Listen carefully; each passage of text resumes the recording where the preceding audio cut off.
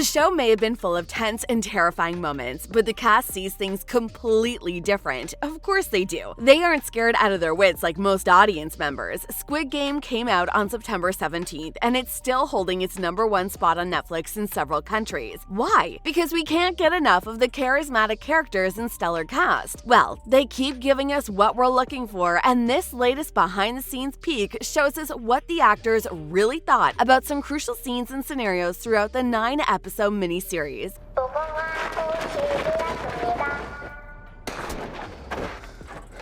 I've been hyping this series up to anyone I can, and any BTS or extra footage doesn't pass my radar. So, I've got something special for you. Ever wondered how actor Lee Jung-jae dealt with licking that honeycomb over and over?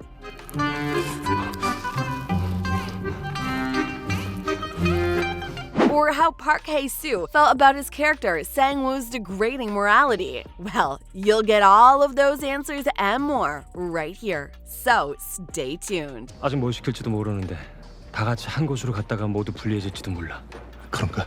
At this point, you know what the deal is with Squid Game, right? Mega successful series about some monetary challenged individuals paying for 45.6 billion won in a life or death survival game. You also know that I'm dishing out some major spoilers here, so prepare yourself. The series director and writer Hwang Dong-yak is a legendary Korean filmmaker, and he sat down with the Squid Game cast, namely Lee Jung-jae, who played protagonist Ji-han, Park Hae-soo, who played Sang-woo, and art director Shae Kang-sung, who built the fantastic visuals that glued us to our screens. Together, they tackled some of the wildest scenes from Squid Game. Director Dong-hyuk set the ball rolling when he revealed that he had always had Jung-jae and Hae-soo in mind when he thought about casting for this story. Both of them had run into the director while working on Korean projects beforehand, and they had each recognized one another's work. In fact, he revealed that casting Se-bok, the North Korean defector Ali, the former factory worker, and Oh Il-nam, the first player, was the real challenge, but he also revealed the moment he saw Jung Ho-yeon's audition tape, he knew that he had found the person he wanted to play Se-byuk. He likens her to a gift from God, and I couldn't agree more. It's crazy to think that this was her first acting role and that she had been modeling before all of this. Some people just have that raw talent. Seasoned actor Lee Jung-jae is not new to dramatic roles, but he brings silliness and a lighthearted nature to Ji-hung, despite the very serious situations he finds himself in. He spoke on the character study he did for Ji-hun and states that one of the first questions about the character was, how silly does Ji-hun have to be? He keeps the humor balance with the gut-wrenching reality very well. His balance reminds me of anime characters like Meliodas from the 7 Deadly Sins and Gonfrex from Hunter x Hunter. Watch those animes if you love Squid Game, guys. Trust me. In fact, Jung-jae was so concerned about the character being likable that he brainstormed some ideas to humanize Ji-hun, and that is how the stray cat scene was born. Remember that? Just take a look at what he has to say about the very random but sweet scene. In the show, Ji-hun wins just enough money from that slapping game with the stranger recruiter to buy some fish from Sang-woo's mother. Instead of eating it all, he gives some to a stray cat while singing a nonsensical song. Small moments like this make him a relatable guy. Though humor is one relatable aspect of the show, the human desire to survive is another. 내 얼굴, 내 몸뚱아리를 진짜 죽도록 버는 거라고. 정말.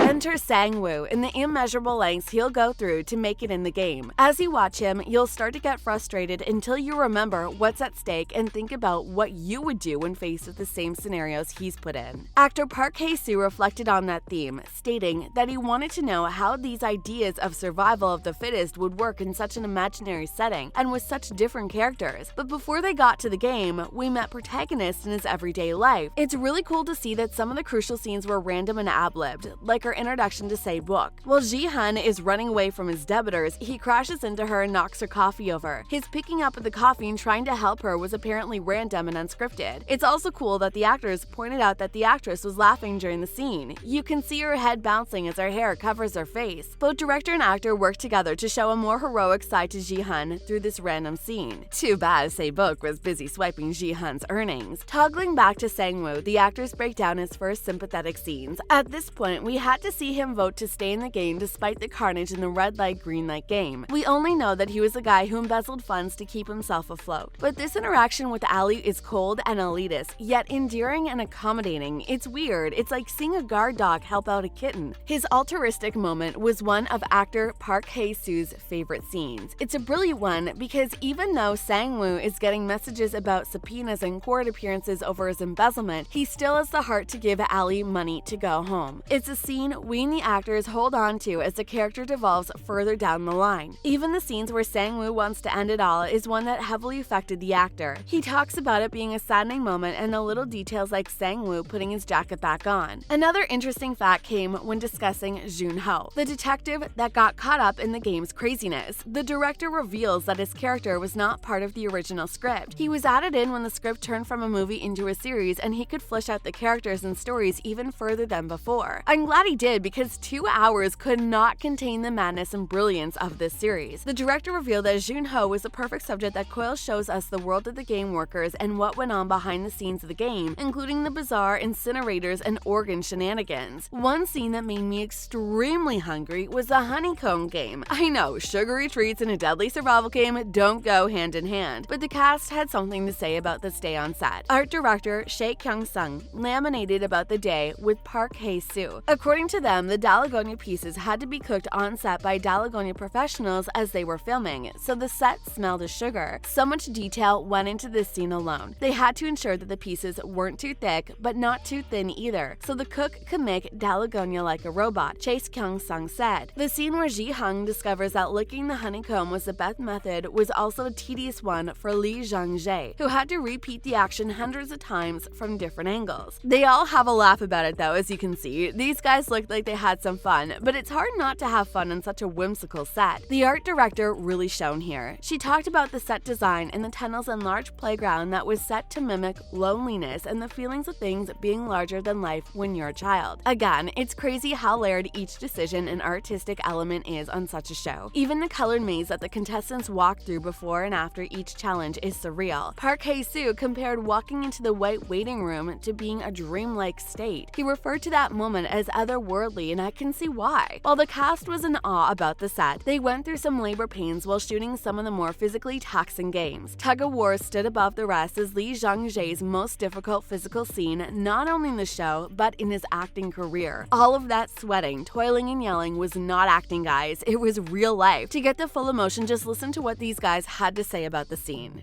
Sounds grueling, doesn't it? If you thought that was something, then you've clearly forgotten the glass tile bridge. The entire structure was real, except it wasn't like 1,000 feet off the ground. The actors were only 1.5 meters off the ground, but the fear in their eyes was real. This is an accomplishment that the art director is proud of, and she should be. In fact, they should all be proud of their intense work. From the production crew to the cast, this was a phenomenal show. Here's hoping we get to see more work from Hwang Dong-hyuk as Squid Game continues to dominate on Netflix. I want to know what you think. Would you love to visit the set one day? Which scenes were your favorite and which made your skin crawl? Let me know in the comments below. And if you enjoyed this video, then give it a big thumbs up and subscribe for more.